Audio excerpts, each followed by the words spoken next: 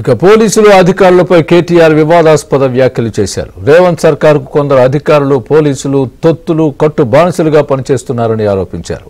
అధికారం ఎవరికీ శాశ్వతం కాదన్నారు. తమ ప్రభుత్వం అధికారంలోకి వచ్చాక ఒక్కొక్కరి సంగతి తేలుస్తామని కేటీఆర్ ఆగ్రహం వ్యక్తం చేశారు. వీరికి పందలైన మీ అనుచరులను పెట్టి గూండాలను పెట్టి మా వాళ్ళ మీద దాడి చేయించి ఏం చేయదలుచుకున్నారని నేను అడుగుతా ఉన్న కాంగ్రెస్ పార్టీ నాయకులను, ఈ చిల్లర గూండాలను. ఒకటి గుర్తుపెట్టుకోండి, అధికారం ఎవడి అబ్బసొత్తు కాదు, అధికారం ఎవడికి శాశ్వతం కాదు. మళ్ళా మా టైం వస్తుంది. ఇవాళ కట్టు బానిసల్లాగా పనిచేస్తున్న అధికారులు ఎవరైతున్నారో నేను వాళ్ళకి చెప్తున్నా, ఇలా రాసి పెట్టుకోండి. రేపు మళ్ళా మా ప్రభుత్వం వచ్చినాక మిమ్మల్ని ఒక్కొక్కరిని ఏం చేయాలో రాసి పెట్టుకుంటున్నాం, చేసి చూపెడతామని చెప్పి కూడా నేను విజ్ఞప్తి చేస్తా ఉన్నాం. మీరు కట్టు బానిసల్లాగా పనిచేసి ఇవాళ మా రాము యాదవ్ మీద ఒకటి కాదు రెండు కాదు 7 ఎఫ్ఐఆర్లు చేసిండ్రు.